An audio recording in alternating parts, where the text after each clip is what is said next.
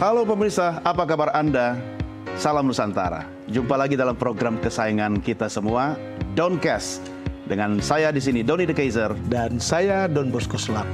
Kita selalu berharap Bang Don, pemirsa dimanapun berada dalam keadaan sehat, sejahtera dan selalu berbahagia. Dan kita juga mau Dari ucapin Sabang sampai Merauke kan? Nah, itu bagian saya, Bang. Dari Sabang sampai Merauke, dari Miangas sampai Pulau Rote. Ah. Tapi kita juga mau terima kasih buat penonton. Ya. Karena makin ke sini penonton Doncast Ya. itu makin banyak, baik yang menyaksikan melalui layar Nusantara TV dan juga bagi Anda yang menonton melalui channel YouTube Nusantara TV Official. Jangan lupa like, share, dan juga subscribe. Oke, kali ini saya akan nodong Bang Don. Ini Doncast kan double Don. Betul. Tapi saya akan mengulik kapasitas Bang Don juga sebagai jurnalis senior. Betul. Ya, jadi double job ya Bang ya? Ya, double job. Ikhlas kan? Oke, karena tamu kita kali ini juga jurnalis senior. Betul. Ya, nama yang tidak asing lagi bagi dunia jurnalistik dan juga pemirsa dimanapun berada. Yang hari ini kita sengaja hadirkan karena kita akan Karena membahas kasusnya apa? kasusnya juga luar biasa. Kita bicara tentang kasus temuan 1 triliun. 1 triliun di rumah Zarof Rika. Afrika. Oke, langsung saja kita sapa Budiman Tanurejo. Nah. Mas Budiman apa kabar? Baik, double Don. Asik. Meja kita bundar nih ya. Meja bundar. Mejanya 1 nih Mas. Nanti kita bikin 2. Oke. Mas Budiman adalah seorang jurnalis senior yang sudah tidak asing lagi. Dan saya akan nodong Anda berdua. Iya. Yang pertama saya mau minta komentarnya Mas Bud dulu soal temuan 1 tenggo. 1 tenggo. 1 tenggo Mas. Uang semua ya? Ada emas. Ada emas. Emasnya itu seberat teman saya. Ya, 51 kilo. Iya, itu pertanyaanmu apa? Ya, bagaimana ini Mas? Menurut saya ini gila ini Mas. Kalau saya yang perlu dicari pertama itu uang siapa? Memang ada di tempatnya ZR, tapi itu uang siapa? Belum tentu punya ZR ya? Saya belum bisa diyakinkan itu punya ZR. Karena apa? Karena itu semua kan penjelasannya kejaksaan kan? Betul. ZR belum bersuara apa-apa. Belum bicara. Ya ZR harus mengakui itu uang siapa? Uang dia, uang titipan, atau uang siapa? Dan untuk apa uang itu gitu. Iya. Nah ini yang harus pertanyaan publik itu harus dijawab oleh pihak kejaksaan. Karena selama ini kan semua informasi itu kan baru dari kejaksaan. Belum ada penjelasan lebih jauh. 1T ini uangnya siapa? Itu dulu sebetulnya menjadi pertanyaan. Nggak mungkin kan uang titipan sepeda ya? Segitu ya? Oh, nggak mungkin, sepeda kalau dihitung berapa. Tapi saya punya kalkulasi itu bukan sepenuhnya uang ZR. Apa asumsinya? Asumsinya gini, kalau betul penjelasan dari pihak kejaksaan, ketika uang itu ZR menjadi broker Ya. untuk ke Hakim Agung, ya 5M, dia dapat 1M. 1M dibandingkan 1T itu kan receh. Masa udah punya uang 1T, dia masih ngambil 1M. Itu agak di luar nalar. Ya. Sehingga saya mengatakan ini betulnya uangnya ZR atau uang yang dititipkan kepada ZR dan uangnya untuk apa. Nah, ini yang harus kemudian ZR-nya apa yang harus bercerita atau kejaksaan harus menjelaskan ini uang apa. Iya, iya. Dan kita belum mendengar statement ZR kan? Betul. Bisa saja uangnya ZR, bisa juga. Iya. Tapi kan kalau ZR sudah mengaku itu memang uang saya dikumpulkan selama 10 tahun, itu bisa saja. Tapi kan selama ini kan belum ada informasi itu gitu loh. Sehingga kita patut bertanya itu sebenarnya uang siapa. Iya. Tapi Bang Don, Iya. soal 1T tadi kalau bahasa saya gila ini. Gila bener. Iya, betul-betul edan. Karena kalau kita lihat di sosmed itu orang merasa bahwa ini di luar imajinasi mereka. Di luar jangkauan akal sehat mereka. Cuman Mas Budiman menggoda pikiran saya tentang uang siapa. Iya, Gini, iya. beliau ini malah melintang meliput dulu di pengadilan. Termasuk di Mahkamah Agung, termasuk di kehakiman, termasuk di Kejaksaan Agung. Kami itu selisih 2 tahun. Tapi dia lama terus-menerus di situ. Saya kemudian masuk ke dalam. Tetapi memang betul, itu pertanyaan itu dan mungkin kita akan kupas lebih dalam. Tapi ini betul-betul gila. Tidak masuk di akal seseorang menyimpan uang 1 triliun di rumah. Lalu kemudian dibilang bahwa itu 12 tahun. Bagaimana menyimpan uang selama 12 tahun di rumah?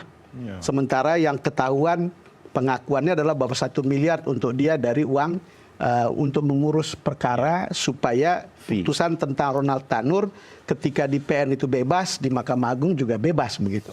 memang pertanyaannya itu sangat, ini masih misterius soal uang siapa. Tetapi kalaulah kita berpikir sederhana bahwa ini adalah bagian dari mafia hukum atau mafia peradilan. Gitu. Coba bayangkan dengan uang 1 triliun, lalu kemudian dia terima 1 miliar, lalu kemudian kalau dia punya perkara setiap saat dia rata-rata terima 1 miliar. 1.000. Itu kira-kira ada 1.000 perkara, 1000 kasus. 1.000 kasus. Dan kalau 1.000 kasus, apa iya mungkin cuma urusan 1-2 orang.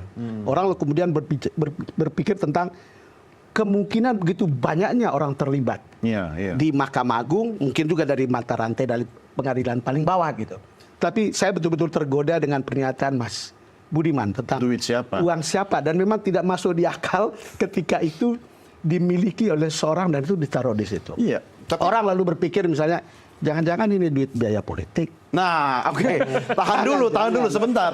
Tapi saya juga tergelitik. Ini hanya pikir saja ya. Betul, Duga-duga. setuju Bang. Dan tapi sebelum lebih jauh soal ongkos politik, saya kan tergelitik juga sama dengan Bang Nur seperti pernyataan Mas Bud tadi soal uang siapa. Kalau dibuka tadi dengan ini gila, itu kan asumsi saya itu uangnya ZR. Ya. Gila kalau seorang ZR punya 1 Tango. Tapi ketika Mas Bud kemudian menantang kita untuk berpikir lebih jauh, jangan-jangan ini bukan uang ZR. Ya. Berarti bukan gila dong, itu mungkin sesuatu yang wajar. Bisa juga nanti diseret ke investasi politik. Mas Bud gimana Mas? Iya, tapi gini, kalau saya sih apresiasi dulu lah pada kejaksaan kan. Gaspol. Iya. Ya. Gaspol begitu si hakim PN Surabaya itu membebaskan, ya, kemudian ditangkap, ada duit di situ, kemudian kenalah kepada ZR. Itu kerja yang bagus. Iya. Itu harus diapresiasi lah. Kasih jempol ya. Kasih jempol. Berarti 3 dampak jempol. retreat oke dong ya. Ya, Baterai full ya kan. Nafas masih apa ada kaitan antara retret dan enggak ya nggak tahu. Iya. Tapi itu harus Kita diapresiasi kan. Iya, Nah, setuju. Tapi poinnya gini. Sebelum terus Mas, Gaspol tiba-tiba ada kasus Thomas Lembong. itu rempol. Iya. Gini, saya tuh ngomong Itu agak annoying. agak annoying lagi kan, distract kan. Ini mana yang makanya mejanya harus 2, nggak boleh 1 ya. Terus Mas. Ya gini, Kembali ke saya ini. kemarin bicara dengan penyidik KPK, ya, yang nanganin kasusnya Sekjen Nur Hadi, Nah, ya, itu kan juga gede kan permainan Betul. itu. Saya coba ngomong dengan mereka, ZR ini siapa? Ya, mereka mengatakan nggak ada tuh. kita juga terkejut baru sekarang. Suara ZR itu tidak ada di BAP, di penyelidikan, di mana tuh nggak muncul nama itu, gitu loh. Oke. Ini dari mereka ya. Coba dilihat dokumen persidangan. Apakah pernah ada yang kedengaran sedikit aja ketemu namanya ZR itu? Mereka nggak ada, Mas. Ini siapa ini? Jadi ini kotak Pandora ini harus dibuka. Sehingga dan menarik kasus orang ZR yang ini. kita perlu dengar cuma 2 Mas. ZR, siapa? Jarod Ricard. Jarod Ricard. Namanya kayak bule Iya. susah. Saya nggak hafal. Iya, tapi kan belum bicara. Belum. Artinya Dan kita tunggu itu. Nah, menurut Bang Nur kondisi itu memang sengaja dibiarkan menggelinding dulu sampai nanti akhirnya akan ada informasi Enggak, baru. ini pikiran liar aja. Kenapa saya tanya tiba-tiba ada Thomas Lembong? Kenapa tiba-tiba ada Thomas Lembong? Biasanya ada disrupsi untuk hal-hal seperti ini. Berarti ada soal besar di belakang. Kemungkinan, sekali lagi ini hanya menduga-duga. Gitu. Tetapi memang problem terbesar kita adalah kan ada cerita tentang mafia di dunia hukum yang sebetulnya sudah lama sekali dan itu berulang-ulang.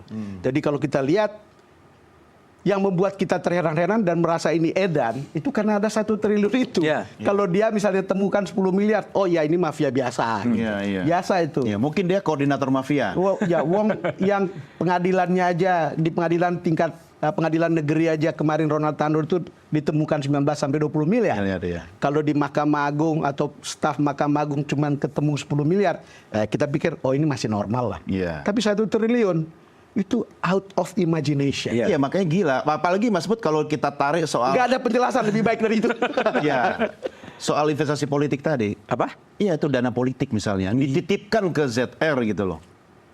Ya, karena tidak ada penjelasan dari pihak kejaksaan, ya, dan kita diminta untuk mempercayai itu, ya kan? Tidak ada penjelasan dari ZR, tidak ada penjelasan dari pengacaranya ZR. Kan wajar kalau orang kemudian bertanya-tanya, uang apa itu? Uang siapa itu? Kan wajar. Nah, justru kejaksaan harus bisa menjelaskan Sesegera mungkin. sesegera mungkin apa yang terjadi. Saya ini Don lama banget di pengadilan itu. Saya ini bisa mencium gitu. Ini uang yang perkara yang didagangin, yang disutradarain atau yang apa? Ya. Biasanya di persidangan-persidangan ya perkara yang ditukangin, itu sidangnya tuh coba diumpetin dari wartawan. Ya. Sidangnya kadang-kadang jam 8 pagi. Tiba-tiba keluar ya kan? keputusannya. Putusnya udah ada. Atau sidangnya ketika wartawan diajak makan siang dulu, ya kan? Kosong nggak ada liput ya betul ketok. Atau ada isu lain dulu yang lebih Atau ada isu besar. lain yang lebih besar. Itu Maksudnya itu gitu. Tom Lembong. Enggak, ini saya coba cerita. Saya ngomong Surabaya ya. Oke. Saya ngomong Surabaya ya. Nah, Surabaya ini itu kan juga luar biasa. Itu hakimnya mempunyai keberanian yang luar biasa.